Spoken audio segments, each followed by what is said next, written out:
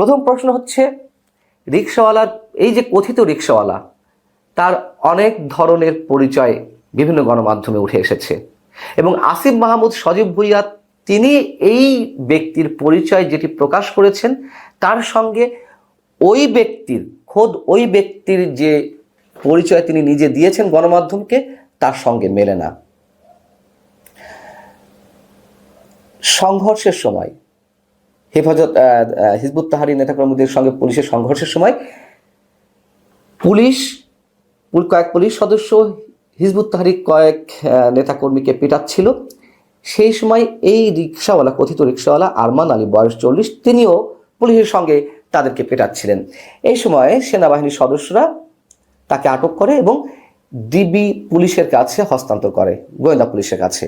আচ্ছা, এখন প্রথম আলো এই ব্যক্তির যে ইন্টারভিউ করেছে, ছোট ইন্টারভিউ, সেখানে তিনি নিজেকে বলছেন যে রাজধানীর কারওয়ান বাজারের একটি কাঁচামালের আড়তে কর্মচারীর কাজ করেন তিনি। আর আসিফ মাহমুদ সজীব ভুঁইয়ার কাছেও প্রশ্ন ছিল প্রথম আলোর এই বিষয়ে। তিনি বলছেন যে আরমানকে সেনাবাহিনী সন্দেহভাজন হিসেবে ধরে ডিবি পুলিশের কাছে দিয়েছিল। এই খবর পেয়ে তিনি আরমানকে ডিবি কার্যালয় থেকে ছাড়িয়ে চিকিৎসার জন্য হাসপাতালে নিয়ে এসেছেন এবং তার আগে তিনি যে পোস্ট দিয়েছেন তার ভেরিফাইড ফেসবুক পেজে, সেখানে তিনি বলছেন মামার নাম আরমান, অর্থাৎ ওই ব্যক্তি, উনি রিকশাওয়ালা না, আগে রিকশা চালাতেন, এখন বাইতুল মোকাররমের সামনের দোকানগুলোতে পানি সাপ্লাইয়ের কাজ করেন। পুলিশকে সহায়তা করতে গেলে তার উপরে হামলা করে আহত করা হয়। পরবর্তীতে আর্মির সদস্যরা, সেনাবাহিনীর সদস্যরা তাকে অ্যারেস্ট করে ডিপিতে সোপর্দ করে, তাকে ছাড়িয়ে এখন ঢাকা মেডিকেল কলেজ প্রাথমিক চিকিৎসার জন্য নেওয়া হয়েছে। আচ্ছা, তার মানে আসিফ মাহমুদের সাথে এই রিকশাওয়ালার পূর্ব পরিচিত যদি থেকে থাকে, তাহলে তার পেশার কেন হেরফের ঘটছে? আমরা জানি না পুরো পরিচয় ছিল কিনা। খুব স্বাভাবিকভাবে প্রশ্ন ওঠে, পূর্ব পরিচয় না থাকলে কেন আসিফ মাহমুদ সজীব ভুঁইয়া একজন মন্ত্রী পদমর্যাদা ব্যক্তি হয়ে তাকে ছাড়াতে গেলেন? তাকে ছাড়াতে গেলেনই তো তিনি নিজে সশরীরে ডিবি কার্যালয়ে গেলেন। কি কারণে, কেন এত আগ্রহ? তিনি তো একটা ফোন দিলেই ডিবি কার্যালয় থেকে তাকে ছেড়ে দেওয়া কথা, কিন্তু তা না, তিনি নিজে গেলেন। রহস্য এখানেই। এবং পরিচয়ের সঙ্গে তো মিলল না।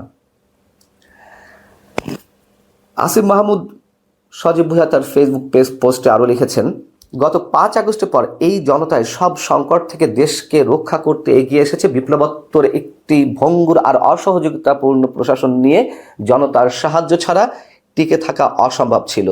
গতকাল যারা সরকারকে মিস ইনফরমেশন দিয়েছে নোট করে রাখা হয়েছে, আর যারা মুখোশ পরে নানা রকম ষড়যন্ত্র লিপ্ত তারাও সাবধান হয়ে যান। জনতাকে এখন আর ঘোল খাওয়ানো যায় না, তারা সব বোঝে। আচ্ছা, সাধারণ কোনো মানুষ যদি আটক হয়ে থাকেন, ধরে নিলাম যে আসিফ মাহমুদ সজীব ভুঁইয়া বিবেকের তাগিদে এই ব্যক্তিকে ছাড়াতে গিয়েছেন একজন সাধারণ মানুষ হিসেবে বিবেচনা করে। সাধারণ মানুষ তো কতজন আটক হচ্ছেন, তাদের সবার ক্ষেত্রে আসিফ মাহমুদ যান, রিকোয়েস্ট করেন, অথবা সরাসরি তাদেরকে উদ্ধার করতে চলে যান? নিশ্চয়ই না। এবং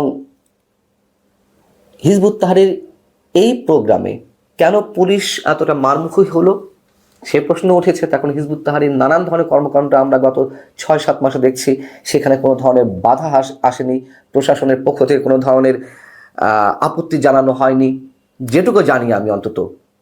এবং আইএসের পতাকা, ইসলামিক স্টেটের যে পতাকা, কালো পতাকা কিংবা কালেমাযুক্ত সাদা পতাকা, সেগুলো তো বিভিন্ন জায়গায় উড়েছে।